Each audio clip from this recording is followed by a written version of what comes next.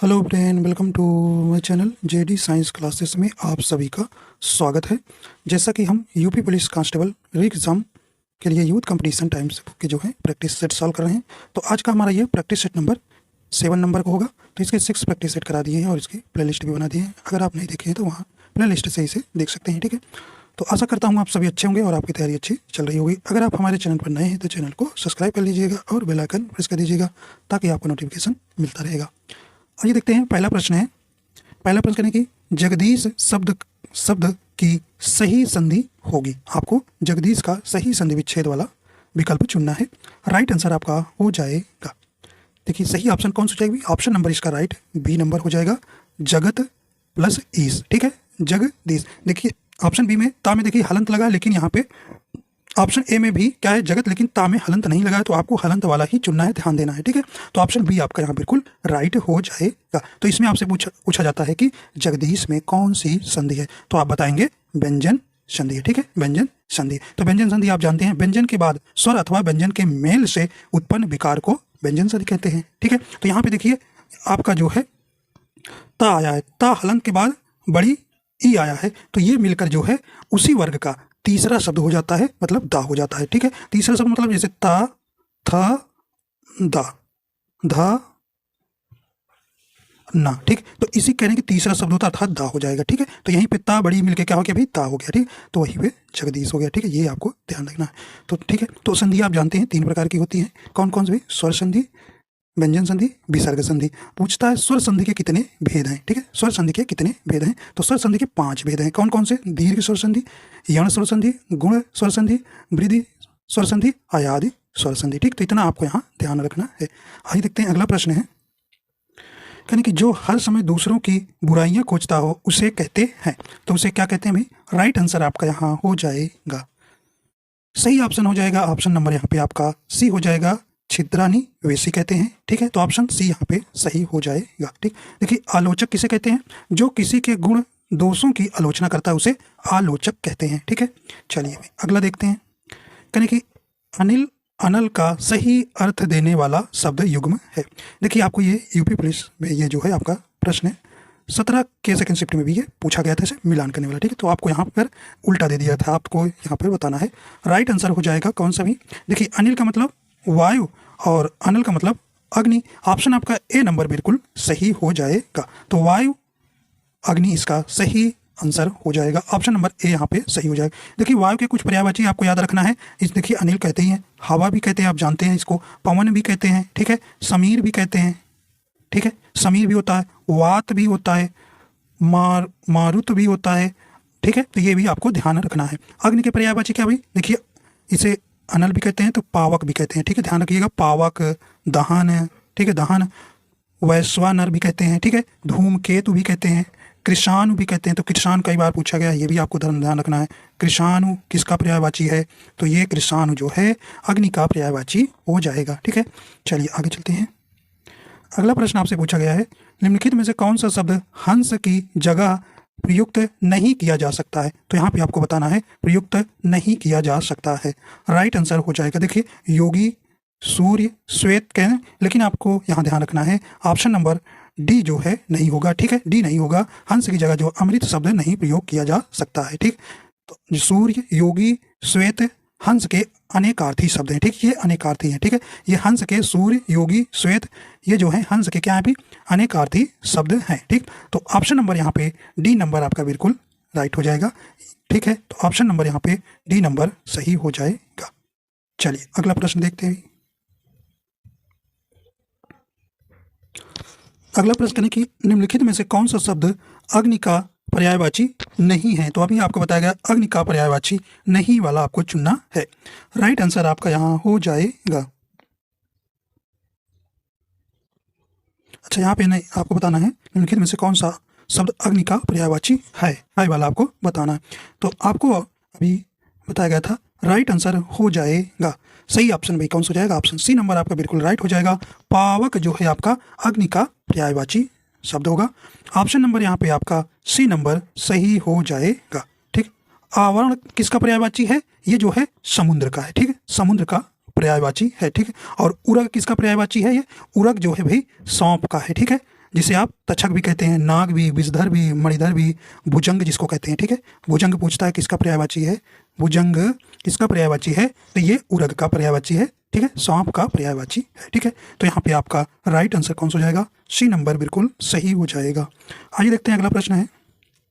अगला कह रहे हैं कि साहचर्य का विलोम शब्द होगा, तो आपको बताना है साहचर्य का विलोम शब्द वाला शब्द चुनना है। राइट आंसर आपका यहाँ हो जाएगा, सही ऑप्शन कौन सा हो जाएगा, ऑप्शन नंबर यहाँ डी नंबर राइट हो जाएगा, अलगाव, ठीक है। तो ऑप्शन नंबर डी नंबर आपका यहाँ सही हो जाएगा, ठीक है। तो असहयोग का विलोम शब्द क्या होता है भाई, सहयोग होगा, ठीक है। क्या होगा, सहयोग होगा, ठीक है, सहयोग होगा।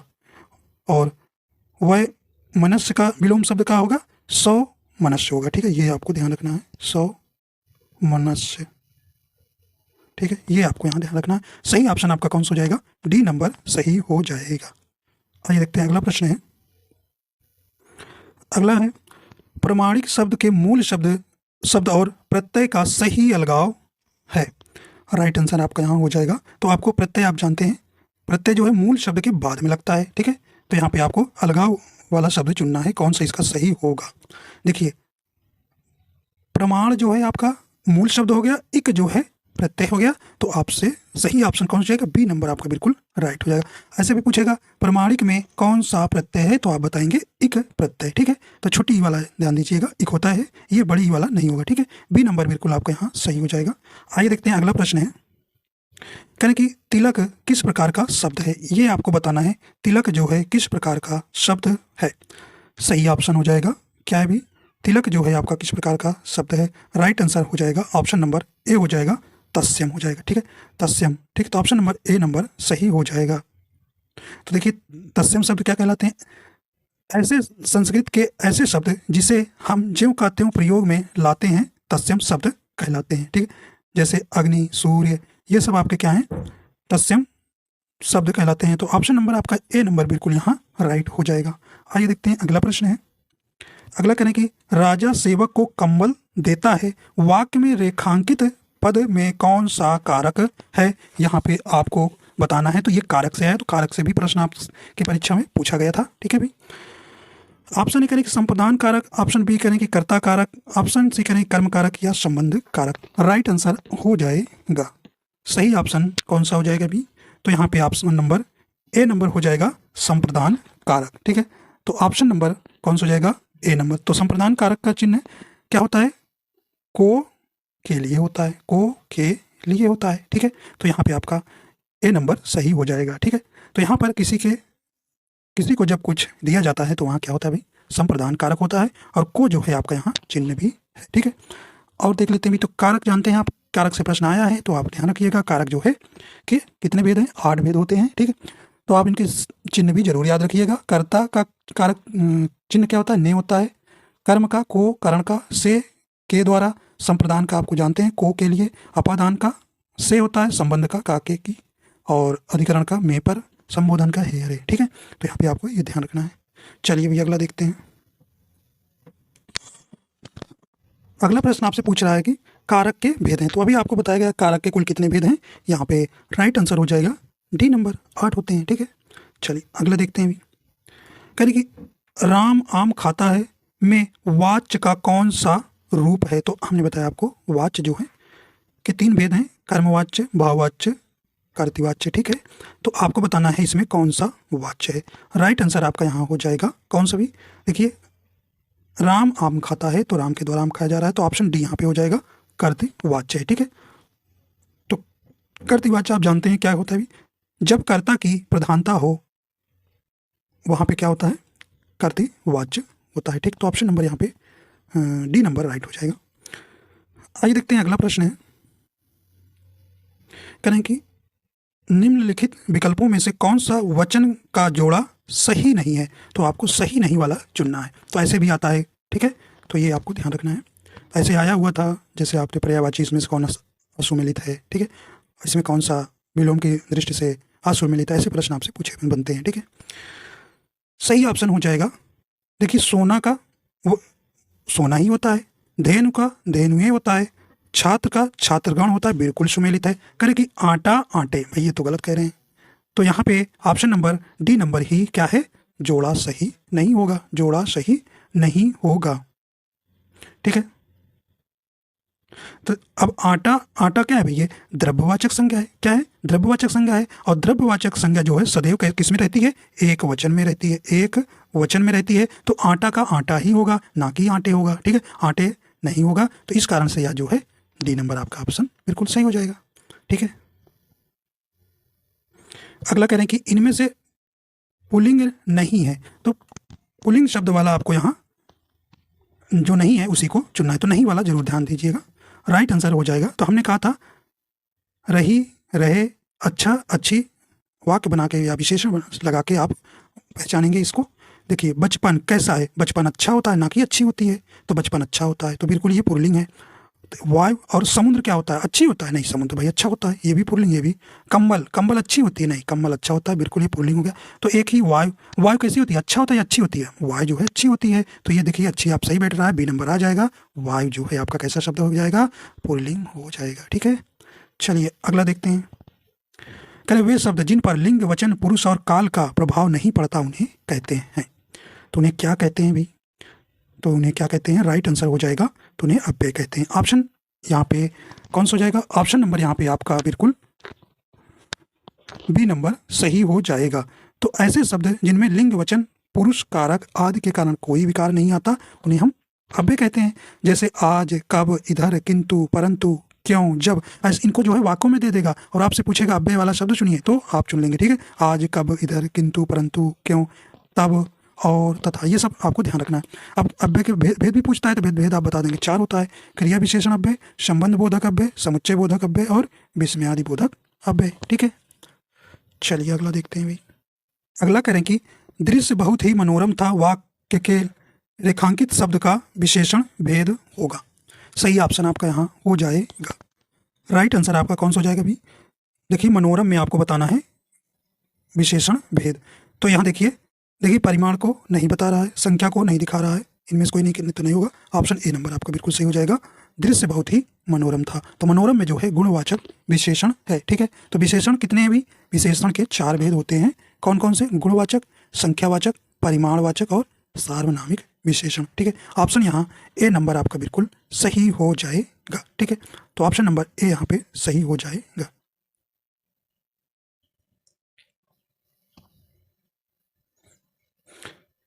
अगला कह रहे हैं कि निम्नलिखित शब्द में से कौन सा शुद्ध है। तो आपको शुद्ध वाला शब्द बताना है। कई बार ये परीक्षा में आपसे कवित्री का शुद्ध शब्द आपसे पूछा जाता है। राइट आंसर हो जाएगा। तो ऑप्शन नंबर कौन सा हो जाएगा, ऑप्शन बी नंबर हो जाएगा। कवित्री जो है आपका यहाँ पे सही हो जाएगा। ठीक है, तो यहाँ पे या में छोटी का मात्रा ध्यान देना है। तो यहाँ देखिए बड़ी का मात्रा लग गया, गलत है। यहाँ में दोनों में मात्रा लगी है, वहाँ में भी लग गई है और यहाँ में भी गलत है। ठीक, तो बी नंबर आपका बिल्कुल सही हो जाएगा। अगला है, तेरे माता पिता दोनों प्रसन्न थे, इस वाक्य में माता पिता के मध्य कौन सा विराम चिन्ह लगेगा। सही ऑप्शन आपका यहाँ हो जाएगा। तो कौन सा भाई लगता है, जब दो शब्द एक तरह के हों तो उनके बीच कौन सा चिन्ह लगता है, तो यहाँ पे योजक चिन्ह लगेगा। ठीक है, ऑप्शन सी आपका बिल्कुल यही, बी नंबर आपका ऑप्शन सी बिल्कुल आपका यहाँ सही हो जाएगा, योजक चिन्ह। ठीक है, ठीक है, देखिए अल्प विराम क्या होता है अभी, तो अल्प विराम का सिंबल क्या है, ये है। ठीक है, तो अल्प विराम से आपसे परिभाषा भी पूछ लेता है। तो वाक्य में जहाँ थोड़ी देर का ठहराव होता है वहाँ अल्प विराम का चिन्ह प्रयोग होता है। ठीक है, और अर्ध विराम चिन्ह का कहाँ होता है अभी, इसका प्रयोग जो अस्पष्ट विराम स्थलों में आता है और किसी वाक्य में कई स्वतंत्र वाक्य होने पर उन्हें अलग अलग रखने के लिए भी इसका प्रयोग किया जाता है अर्ध विराम का। ठीक है, ठीक है, तो ये आपको ध्यान रखना है।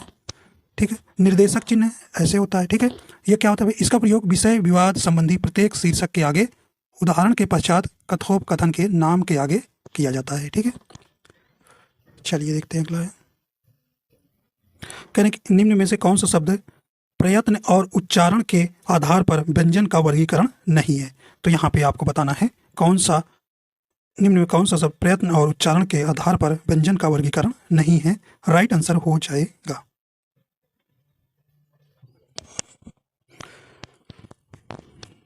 सही ऑप्शन हो जाएगा ऑप्शन नंबर ए हो जाएगा उच्छिप्त व्यंजन। ठीक है, तो ऑप्शन नंबर यहाँ पे ए नंबर आपका सही हो जाएगा। ठीक है, देखिए सघोष क्या होता है अभी, तो हर वर्ग का तीसरा, चौथा और पांचवा, तीसरा, चौथा और पांचवा जो है व्यंजन क्या कहलाता है, सघोष कहलाता है। ठीक, ऊष्म व्यंजन कितने हैं अभी, ऊष्म व्यंजन जो है आपके 4 होते हैं, स और ये हाँ। ठीक है, तो ये आपको ध्यान रखना है। तो ऑप्शन नंबर यहाँ पे ए नंबर हो जाएगा। प्रयत्न और उच्चारण के आधार पर व्यंजन का वर्गीकरण नहीं है, तो ये उच्छिप्त हो जाएगा। ऑप्शन नंबर यहाँ पे आपका बिल्कुल कौन सा हो जाएगा, ए नंबर यहाँ पे सही हो जाएगा। देखिए उच्छिप्त व्यंजन को द्विगुण व्यंजन, विकसित ध्वनि भी कहा जाता है। ठीक है, ये भी ध्यान रखिएगा, द्विगुण व्यंजन, विकसित व्यंजन भी कहा जाता है। ठीक है, जैसे ये जो है उच्छिप्त आपके ढ के नीचे जो नुक्ता लग जाता है इन्हीं को कहते हैं। ठीक है, ढ के। ठीक, तो इस प्रकार आपको ध्यान रखना है।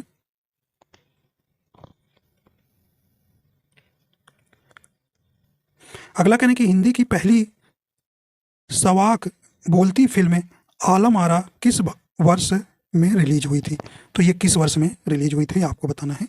राइट आंसर आपका सही ऑप्शन ऑप्शन नंबर सी हो जाएगा 1931 में। ठीक है, तो आलम आरा फिल्म जो है 1931 में रिलीज हुई थी, जो हिंदी की पहली जो है बोलती फिल्म थी। ठीक है, और इसके निर्माता जो है अरदेशीर ईरानी थे। ठीक है, इसका प्रथम प्रदर्शन मुंबई के मैजेस्टिक से सिनेमा में 14 मार्च 1931 को हुआ था। ठीक है, 14 मार्च को, ये भी ध्यान रखिएगा। ठीक है, तो इसके निर्देशक का नाम क्या है अभी, अरदेशीर ईरानी, तो ये भी याद रखिएगा। अगला देखते हैं, कह रहे कि अंधा युग किसकी रचना है, तो अंधा युग के लेखक आपसे पूछ रहे हैं कौन है। राइट आंसर हो जाएगा, सही ऑप्शन हो जाएगा। देखिए कई बार परीक्षा में ये प्रश्न आया हुआ है, ऑप्शन बी हो जाएगा धर्मवीर भारती है। ठीक, तो 1955 में ये लिखा गया था। तो अंधा युग किसकी रचना है भी, धर्मवीर भारती की। ठीक है, और इनकी एक ठंडा लोहा और कनुप्रिया पूछता है, कनुप्रिया किसकी रचना थी, धर्मवीर भारती की। ठीक है, तो ठंडा लोहा, कनुप्रिया और देशांतर। ठीक है, देशांतर और 7 गीत वर्ष जो है इनकी प्रमुख रचनाएं हैं। ठीक है, तो आपको ये याद रखना है, ठंडा लोहा और कनुप्रिया। ठीक है, किसकी रचना है, धर्मवीर भारती की, ये भी आपका महत्वपूर्ण है। अब देखिए भाई एक गद्यांश है छोटा सा, इसको आपको हम पढ़ देते हैं और जल्दी से फिर इसके प्रश्न जो है कर लेते हैं। ठीक है, चलिए, निर्देश दिए गए निम्नलिखित गद्यांश के आधार पर प्रश्नों के उत्तर दीजिए। आपको पढ़ना है फिर उत्तर देना। चलिए पढ़ देते हैं। कह रहे कि लक्ष्मण ने अकृत्रिम भातृ स्नेह के कारण बड़े भाई का साथ दिया। उन्होंने राजपाट छोड़कर अपना शरीर रामचंद्र को अर्पण किया।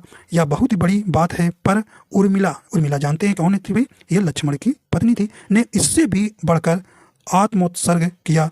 उसने अपनी आत्मा की अपेक्षा अधिक प्यारा अपना पति राम जानकी के लिए दे डाला, और यह आत्म सुखोत्सर्ग उसने तब किया जब उसे ब्याह कर आए हुए कुछ ही समय हुआ था। उसने अपने सांसारिक दुख के सबसे अच्छे अंश से हाथ धो डाला, क्योंकि लक्ष्मण जो है राम के साथ 14 वर्ष के लिए वनवास चले गए थे, तो इस कारण से उर्मिला को क्या हुआ, वियोग में जीना पड़ा 14 वर्ष तक। जो सुख विवाहोत्तर उसे मिलता, उसकी बराबरी 14 वर्ष पति वियोग के बाद का सुख कभी नहीं कर सकता।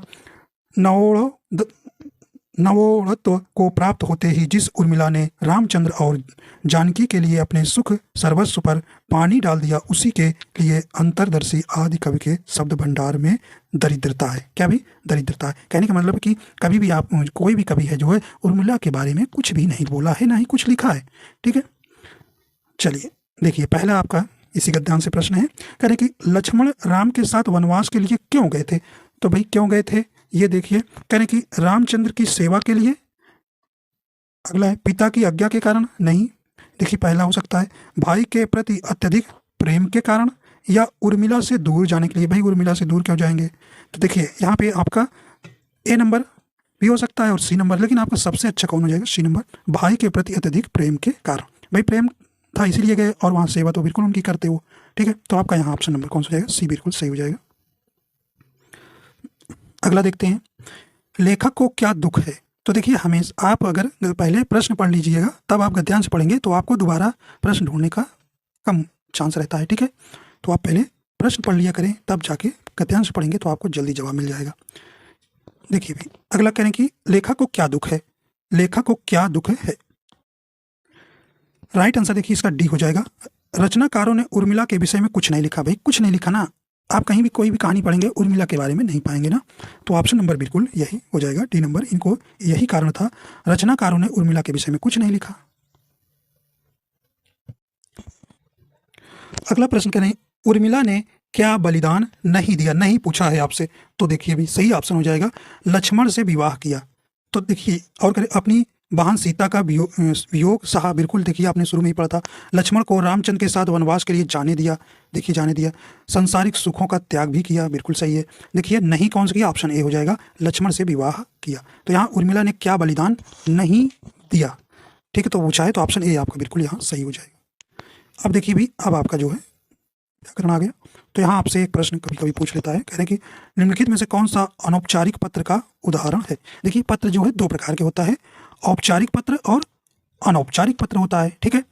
तो अनौपचारिक पत्र जैसे सगे संबंधियों या निमंत्रण के लिए लिखे जाते हैं, और औपचारिक पत्र जैसे किसी अधिकारी दफ्तर के लिए होते हैं, ठीक है। तो यहाँ पे आपको बताना है कि अनौपचारिक पत्र का उदाहरण है। ऑप्शन ए कह रहे कि मोहल्ले में बिजली की समस्या के लिए जिला अधिकारी को लिखा गया पत्र। ये तो भाई औपचारिक पत्र के अंतर्गत आएगा, बिल्कुल नहीं होगा। बहन के विवाह में शामिल होने के लिए मित्र को लिखा गया पत्र, हाँ ये बिल्कुल सही हो जाएगा भी, यही आपका अनौपचारिक पत्र के अंतर्गत आएगा, ठीक है।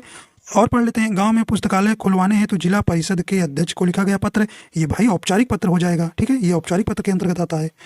प्रधानाचार्य को 2 दिनों के अवकाश के लिए प्रार्थना पत्र, ये भी औपचारिक पत्र है। तो आपका अनौपचारिक पत्र के अंतर्गत कौन हो जाएगा, बी नंबर ऑप्शन हो जाएगा, बहन के विवाह में शामिल होने के लिए मित्र को लिखा गया पत्र।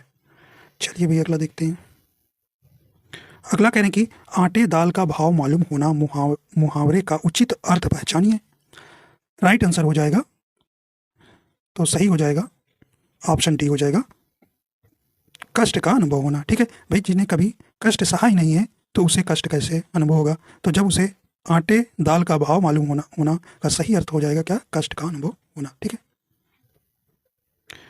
अगला कह रहे हैं कि सो शिव धनु मृणाल की नाई तोरहु राम गणेन गोसाई में आपको बताना है इस पंक्ति में किस अलंकार का प्रयोग हुआ है। तो यहाँ आपको बताना है, अलंकार बताना है।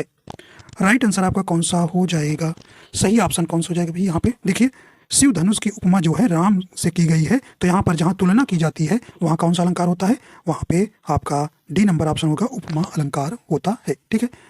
ठीक, उप का अर्थ होता है क्या भाई, समीप, ठीक है, और माँ का अर्थ होता है मापना या तुलना, ठीक है, वही होता है आपका उपमा अलंकार। तो उपमा अलंकार की परिभाषा क्या है, जब किसी वस्तु की तुलना किसी दूसरे व्यक्ति वस्तु से की जाती है, यहाँ उपमेय की तुलना या उपमेय की तुलना उपमान से की जाती है, तो वहाँ उपमा अलंकार होता है, ठीक। तो यहाँ शिव धनुष की उपमा जो है राम से की गई है, तो यहाँ पर आपका यहाँ उपमा अलंकार हो जाएगा, ठीक। आपसे पूछता है उपमा अलंकार के कितने अंग हैं, तो उपमा अलंकार के 4 अंग होते हैं, कौन कौन, उपमेय, उपमान, साधारण धर्म, वाचक शब्द, ठीक है, वाचक शब्द। उपमेय किसे कहते हैं, जिसकी तुलना की जाए, उपमान जिससे तुलना की जाए उसे उपमान कहते हैं, ठीक है।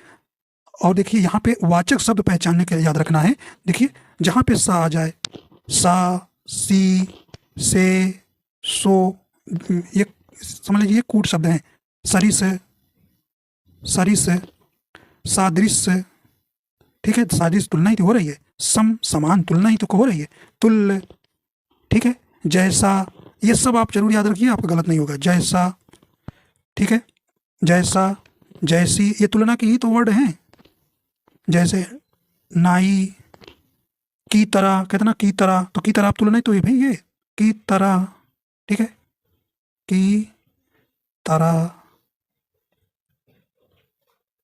ठीक है, की तरह, तो ये आपके क्या है, के जैसा, के समान, ये आपको याद रखना। तो कैसे याद रखनी भाई, सा, सी, से, सो, सरी से, सादरी से, सम, तुल्य, जैसा, जैसी, जैसे, के जैसा, के समान, देखिए तुलना तो वाले ही तो वाचक शब्द हैं, तो ये वाचक शब्दों से ही आप पता कर लेंगे। तो आपको अगर अर्थ नहीं समझ में आ रहा है लेकिन आप ये वाचक शब्द याद रखेंगे तो उपमा अलंकार आपका गलत नहीं होगा, ठीक है।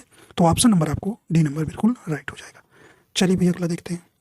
यहाँ से आपका देखिए, ये आपके परीक्षा में यहाँ से जो है रस से जो है आपको सिर्फ और सिर्फ क्या पूछा गया था, भैया इसका स्थायी भाव बतला दीजिए। ऐसे ही प्रश्न आपके चारों शिफ्ट में पूछा गया था, ठीक है। देखिए, करे अकिया हरिदर्शन की मुखी, कैसे रहे रूप रस रांची, ए बतियां सुनी रूखी। तो यहाँ पे आपको क्या दिख रहा है, यहाँ पे आपको क्या समझ में आ रहा है, उर्वरक पंक्ति में कौन सा रस है, रस बताइए भाई। तो आप जानते हैं यहाँ पे क्या हो, अखिया हरिदर्शन की मुखी, मतलब यहाँ वियोग दिख रहा है। तो कौन सा हो जाएगा, राइट आंसर आप पकड़ लिए होंगे। सही ऑप्शन आपका कौन सा हो जाएगा, ऑप्शन बी बिल्कुल सही हो जाएगा, संयोग श्रृंगार रस, ठीक है। तो रस देखिए, श्रृंगार रस के दो भेद हैं, वियोग श्रृंगार रस और संयोग श्रृंगार रस, ठीक है। तो यहाँ वियोग श्रृंगार रस हो जाएगा, बी नंबर आपका सही हो जाएगा। संयोग में जहाँ पर आपका मिलन होता है, जैसे पुत्र जो है मान लीजिए परदेश गया है और वापस आता है, माँ से अपने मिलता है, तो ये क्या हो गया, एक संयोग श्रृंगार रस हो गया। और वियोग श्रृंगार कब होगा, जब माता से पुत्र जो है अलग होकर प्रदेश कमाने गया या कहीं चला गया, तो वही वो आपका वियोग श्रृंगार रस होता है, ठीक है। तो ये आपको ध्यान रखना है। तो रस जो है आपको हमने बता रखा है 9 है, और अस्थायी भाव ही आपके, अस्थायी भाव भी आपके क्या है, 9 ही है, ठीक। तो श्रृंगार रस का अस्थायी भाव क्या होता है, जानते हैं, रति होता है। और कर्म रस का शोक अस्थायी भाव, वीर रस का क्या होता है भाई, उत्साह, हास रस का हास, रौद्र रस का क्रोध, और विभत्स रस का क्या होता है, घृणा या जुगुप्सा, भयानक का भय, अद्भुत का विस्मय। देखिए, शांत रस हमने आपको जब भी पढ़ाया था, शांत रस इंपॉर्टेंस है, और आपका श्रृंगार रस। तो शांत रस आपसे पूछा गया था, इसका अस्थायी भाव बताइए, तो निर्वेद होता है, ठीक है। तो ये आपको ध्यान रखना है। अगला देखते हैं, कह रहे कि निम्नलिखित में से सही वाक्य चुनिए। आपको सही वाक्य वाला शब्द चुनना होगा। कह रहे कि श्री कृष्ण के अनेकों, देखो अनेकों, अनेक ऑलरेडी क्या होता है भाई, अनेक शब्द जो है ये ऑलरेडी क्या होता है, बहुवचन होता है। तो अनेकों कहाँ से होगा, ठीक है। तो ये बिल्कुल गलत हो गया, ठीक है। अनेकों नहीं होगा, अनेक होता तो हो सकता था। आपका पत्र सा धन्यवाद मिला, तो ये देखिए आपका पत्र मिला धन्यवाद, धन्यवाद होगा, लेकिन ये गलत हो गया। हमको क्या बताना है, सही वाक्य चुनना है। श्री कृष्ण के अनेक नाम, हाँ भाई ये बिल्कुल सही है। श्री कृष्ण के अनेकों, सॉरी, श्री कृष्ण के अनेक नाम है, ये आपका बिल्कुल सही होगा, ठीक है। यहाँ अनेकों होने के कारण ऑप्शन ए जो है गलत हो गया। अनेक जो है क्या है भाई, बहुवचन है, ठीक है। बहुवचन शब्द होता है, इसके अनेकों नहीं होता है, ठीक है। आगे देखते हैं, बंदूक एक बहुत ही उपयोगी शस्त्र है। भाई शस्त्र इन्होंने कह दिया तो बिल्कुल गलत है ना, ये अस्त्र होता है। क्या होता है, अस्त्र होता है। अब अस्त्र जानते हैं, जिसे हम हाथ में लेकर चलाते हैं या पकड़कर चलाते हैं, उसी को अस्त्र कहते हैं। शस्त्र जिसे हम फेंक कर मारते हैं, ठीक है, उसको हम शस्त्र कहते हैं। तो यहाँ पे शस्त्र कह दिया, इसलिए ये गलत हो गया, ठीक। तो बंदूक एक बहुत ही उपयोगी अस्त्र होता तो सही हो जाता। तो अब आप पकड़ लिए, ऑप्शन सी आपका यहाँ बिल्कुल सही हो जाएगा। चलिए आगे देखते हैं। अगला कह रहे हैं कि अष्टधाई शब्द में कौन सा समास है। हमने कहा कि जब कभी संख्या को पहला पद संख्यावाची होता है, अंतिम पद संज्ञा होता है, तो उसे आप क्या कहते हैं, उसे आप क्या कहते हैं, ऑप्शन उसे द्विगु समास कहते हैं, ठीक। तो ऑप्शन बी आपका बिल्कुल यहाँ राइट हो जाएगा। समास हमने आपको बताया कितने प्रकार के भी 6 भेद होते हैं, ठीक है। तो देखिए, बहुब्रीहि समास में पूछा जाता है ऐसा कौन सा समास है कि उसमें कोई भी पद प्रधान नहीं होता, तो आप क्या कहेंगे, बहुब्रीहि समास कहेंगे, ठीक है। कर्मधारय में पहला पद क्या होता है, विशेषण होता है, अंतिम पद संज्ञा या विशेष होता है, उसी को कर्मधारय समास कहते हैं, ठीक है। तो ये आपको यहाँ पर याद रखना है, ठीक है, ठीक। तो ऑप्शन नंबर कौन सा हो जाएगा, बी नंबर सही हो जाएगा। और तत्पुरुष समास क्या होता है, जिस समास का अंतिम पद प्रधान हो उसे हम तत्पुरुष समास कहते हैं। तो तत्पुरुष समास में अंतिम पद क्या होता है अभी, प्रधान होता है, ठीक है। और विभक्तियों का क्या होता है, यहाँ लोप हो जाता है, ठीक है। तो ये भी आपको ध्यान रखना है, ठीक है। चलिए आगे देखते हैं। अगला प्रश्न है, करें कि जिसके पास कुछ भी ना हो, वाक्यांश के लिए एक शब्द है। अब बताइए भाई, जिसके पास कुछ ना हो तो उसको क्या कहते हैं, उसे हम क्या कहेंगे, उसे हम अकिंचन कहते हैं। राइट आंसर कौन सा हो जाएगा आपका, बिल्कुल ऑप्शन ए नंबर बिल्कुल आपका यहाँ सही हो जाएगा। आइए देखते हैं अगला प्रश्न है,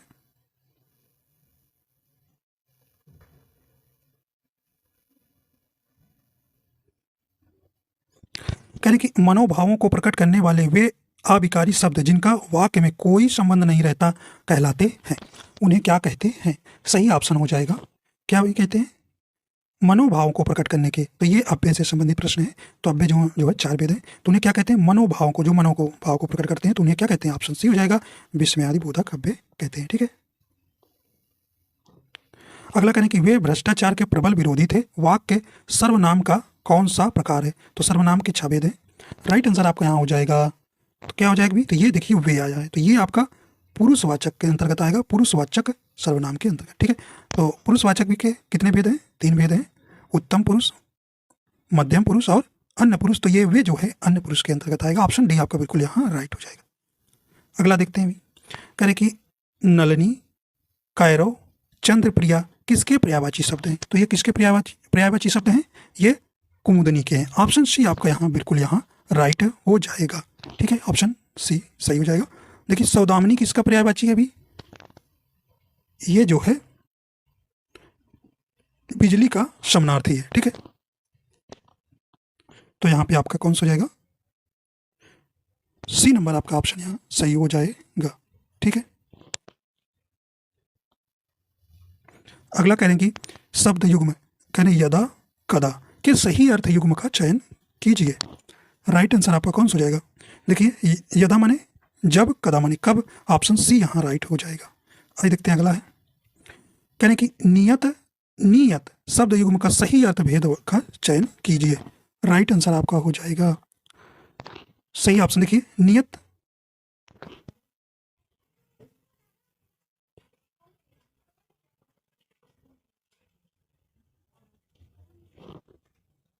तो ऑप्शन नंबर कौन सा हो जाएगा अभी, ऑप्शन सी हो जाएगा निश्चित और इरादा, ठीक है। नियत देखिए छोटी का मात्रा रहेगा तो निश्चित, और बड़ी का नियत कैसे आपकी नियत पूछ, तो ऑप्शन कौन सा हो जाएगा, निश्चित इरादा, ठीक है। ऑप्शन सी आपका यहाँ सही हो जाएगा। करें कि आलोचकों के अनुरूप हमें अपनी रचना में परिवर्तन करना होगा। इस वाक्यांश में किसी एक शब्द का संदर्भ और भाव की दृष्टि से उपयुक्त प्रयोग नहीं हुआ है, उस शब्द का चयन कीजिए। सही ऑप्शन हो जाएगा, तो सही हो जाएगा कौन भी, तो ऑप्शन नंबर बी हो जाएगा अनुरूप, ठीक है, अनुरूप। तो आलोचकों के अनुरूप हमें अपनी रचना में परिवर्तन करना होगा, वाक्य में अनुरूप शब्द का प्रयोग अनुचित है, ठीक है। तो यहाँ ये वाक्य है, ठीक है, अनुरूप का जो है क्या है भी अनुचित है। अनुरूप के स्थान पर क्या आएगा, अनुसार होगा, क्या होगा, अनुसार का प्रयोग तो उपयुक्त यहाँ पर होगा, ठीक। तो आलोचकों के अनुसार हमें अपनी रचना में परिवर्तन करना होगा, ये वाक्य है। तो यहाँ अनुरूप के स्थान पर क्या आएगा, अनुसार होगा, ठीक है। आइए देखते हैं अगला प्रश्न है, करे अब आप चल सकते हैं वाक्य में कौन सी वृत्ति है। राइट आंसर आपका हो जाएगा, सही ऑप्शन क्या हो जाएगा भाई, करें कि अब आप चल सकते हैं, क्या है ये आपका ऑप्शन नंबर ए हो जाएगा, सामर्थ्य सूचक है, ठीक है। तो इस प्रकार आपके पूरे 37 क्वेश्चन पूरे हो जाते हैं, ठीक है। तो अगर पसंद आए तो लाइक कर दीजिएगा और शेयर भी कर दीजिएगा। अगर आप हमारे चैनल पर नए तो चैनल को सब्सक्राइब कर दीजिए, ठीक है। देखिए आपको जितना हो सकता है मैं उतना अच्छे से प्रैक्टिस कराता हूँ, ठीक है। अगर कोई कमी होती है तो आप हमें ज़रूर कमेंट में बताइएगा, तो हम उसे पूरा करेंगे, ठीक है। तो आशा करता हूँ ये आपको पसंद आया, अगर पसंद आया तो लाइक एंड शेयर कर दीजिएगा। अगर आप हमारे चैनल पर नए तो चैनल को सब्सक्राइब कर लीजिएगा। वीडियो देखने के लिए आपको बहुत बहुत धन्यवाद।